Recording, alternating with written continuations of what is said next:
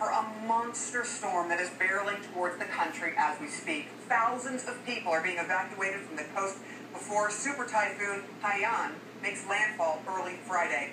And this isn't just any typical typhoon.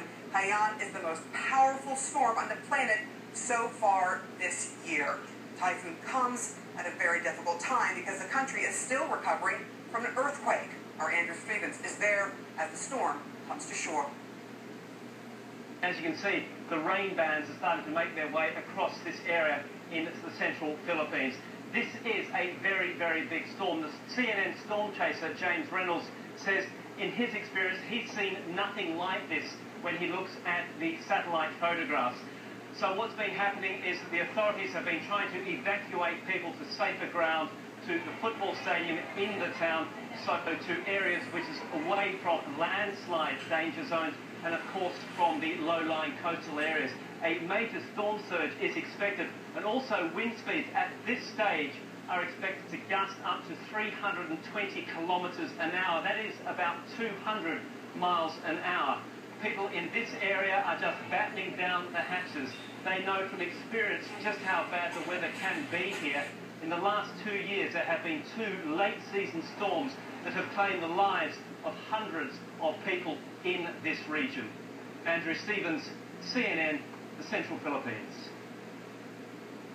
All right, let's get the very latest on Typhoon Haiyan. Mari Romas is joining us live from the CNN World Weather Center. Good to see you again, Mari. This is an incredible picture. When you look at the size of the storm and the size of the Philippines on that satellite image, it looks like it can do some serious, serious damage.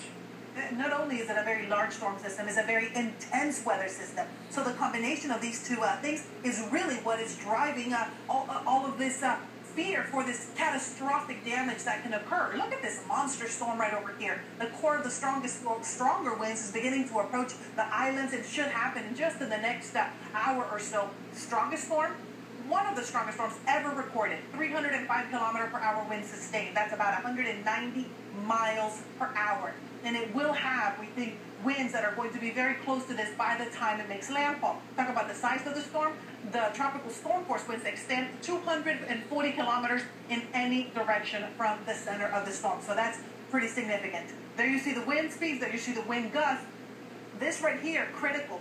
Moving at 41 kilometers per hour. This is very important because this means that it will come and go rather quickly as far as tropical cyclones go. We're not expecting it, and I repeat, not expecting it to linger over the same general area for a long time.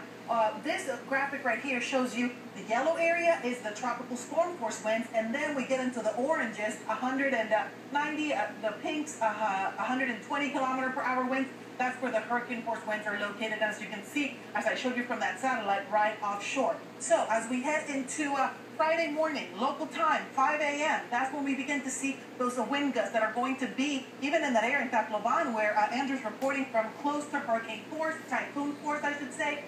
And then you see those winds even 5 hours later still blowing at typhoon strength. So this is very significant and why storms like this can cause so much damage. It begins to exit close to Iloilo. Those areas could get winds also in excess of 180 kilometers per hour. It continues moving along, and then late on Friday, I think that's when in places like Manila we'll start to see those wind gusts that could be near typhoon force, and that's very critical as well.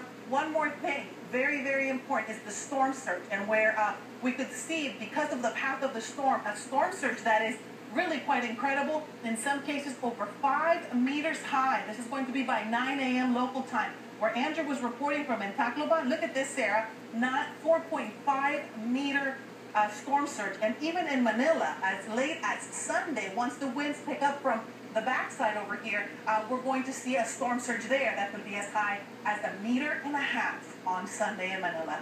Back to you.